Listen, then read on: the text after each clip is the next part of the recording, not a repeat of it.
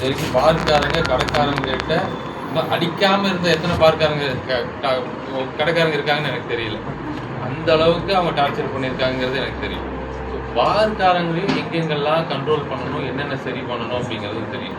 So நம்ம துறை தான் இருக்கிறதுலே ரொம்ப புறக்கணிக்கப்பட்ட, ஒதுக்கப்பட்ட, தாழ்த்தப்பட்ட துறையாக இந்த தமிழ்நாட்டில் இருக்கிறது நம்ம துறை தான்.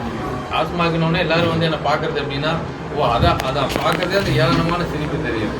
ஸோ இப்போ நமக்கே இப்படி இருக்குன்னா, இப்போ உங்களுக்குலாம் குழந்தைங்க இருப்பாங்க, பொண்ணோ பையனோலாம் இருப்பாங்க. அவங்கக்கிட்ட போய் உங்கள் அப்பா என்ன வேலை செய்யறா, எங்கள் அப்பா டாஸ்மாக்னா அது ஒரு தப்பான பேராக போயிருக்கு. ஒரு வாரம் மீடியான்னு ரொம்ப மோசம் இல்லை. உண்மையாலும் நீங்கள் உங்களுக்குலாம் எத்தனை பேருக்கு தெரியும் தெரியல, டாஸ்மாக் ஆரம்பித்ததுக்கு நோக்கமே என்னென்னா, இந்த கள்ளச்சாராயத்தை ஒழிக்கணும், வேற பாதையில் நம்ம மக்கள் போயிடக்கூடாது. இது அரசோட வருவாய் மட்டும் நோக்கம் இல்லை, வரைமுறைப்படுத்தணும் அப்படிங்கிறதுக்காக உருவாக்கப்பட்ட ஒரு துறை தான் டாஸ்மாக். ஆனால் இந்த 23 வருஷமா, 2003 23 வருஷமா டாஸ்மாக்னாலே சம்பாதிக்கிறதுக்கும் இல்லீகல் பண்ணுறவங்களுக்கு மட்டும்தான் அந்த துறையை கையில் இருந்தனால தான் அந்த துறையிலே இவ்வளோ மோசமான லெவலில் இருக்குது.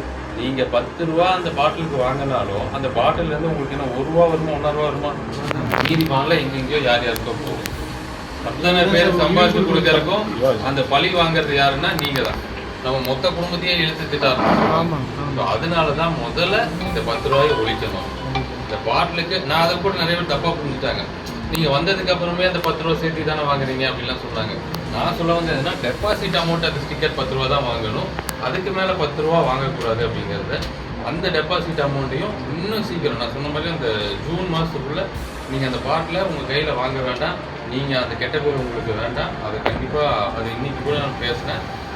கண்டிப்பாக இந்த 1 மாதத்தில் பண்ணிடலாம் சார் தான் சொல்லியிருக்காங்க. அது பண்ணிடுவோம். அதுக்கப்புறம் படிப்படியாக நம்மளுடைய ஊதியத்தை உயர்த்துறது, அப்புறம் நம்மளோட அந்த கரண்ட் பில்லுக்கு அது ஆல்ரெடி அந்த ப்ராசஸ் நடந்து முடிய போகுது.